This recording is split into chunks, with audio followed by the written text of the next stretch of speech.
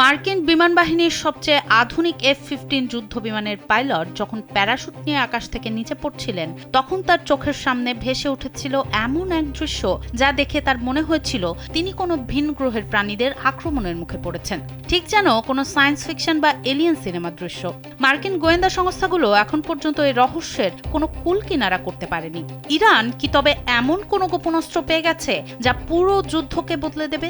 সংবাদ মাধ্যম CNN এর প্রতিবেদনে মার্কিন স্পেশাল ফোর্সের উদ্ধার করা এক পাইলটের জবানবন্দির বরাতে এবার বেরিয়ে এলো এমন এক প্রযুক্তির নাম যা ঘুম উড়িয়ে দিয়েছে মার্কিন সামরিক বিজ্ঞানীদের।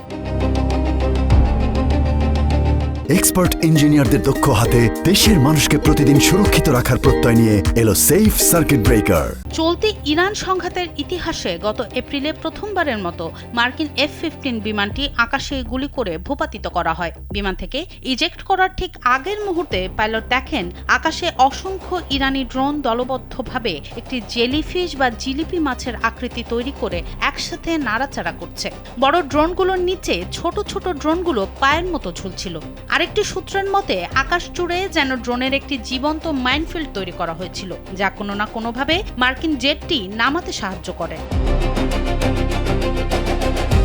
বিমান বিধ্বস্তের পর শুরু হয় নাটকীয় উদ্ধার অভিযান। পাইলটকে কয়েক ঘন্টার মধ্যে উদ্ধার করা গেলেও বিমানে থাকা অস্ত্র নিয়ন্ত্রণ কর্মকর্তা নিজেকে বাঁচাতে পাহাড়ি এলাকায় প্রায় একদিন লুকিয়ে থাকেন। পরে তাকেও উদ্ধার করা হয়। তবে এই উদ্ধার অভিযান চলাকালীন একটি A-10 মার্কিন বিমানও ভূপাতিত হয়, যার পাইলট অবশ্য ইরানের আকাশসীমার বাইরে নিরাপদে নামতে পেরেছিলেন। প্রাথমিক তদন্তে ইঙ্গিত মিলেছে ড্রোনের এই মায়াবী ও রহস্যময় ঝাঁকটি হয়তো মার্কিন এই শক্তিশালী জেটটি নামাতে ইরানকে সাহায্য করেছিল।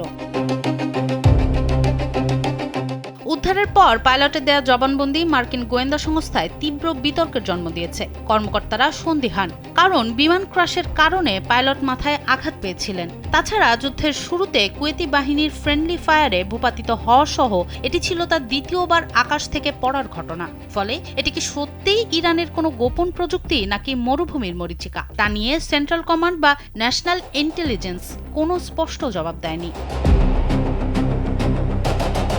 তবে প্রযুক্তি বিশেষজ্ঞরা বলছেন অন্য কথা। সামরিক পরিভাষায় এই প্রযুক্তির নাম ওয়ান টু মেনি মেশড নেটওয়ার্কিং। এর মাধ্যমে একজন চালক একযোগে পুরো ড্রোনের ঝাঁককে একটি একক জীবন্ত সত্তার মতো নিয়ন্ত্রণ করতে পারেন।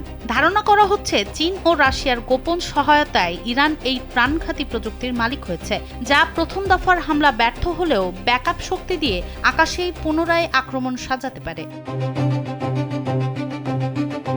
সবচেয়ে উদ্বেগের বিষয় হলো এই ড্রোন রহস্য এমন সময়ে সামনে এসেছে যখন দুই দেশ 60 দিনের যুদ্ধবিরতি ও পারমাণবিক চুক্তি নিয়ে টেবিলে আলোচনা করছে।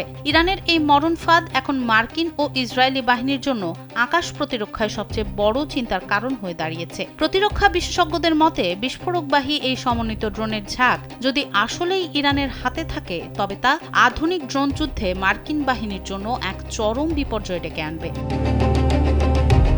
সনম সিদ্দিকী, কালবেলা।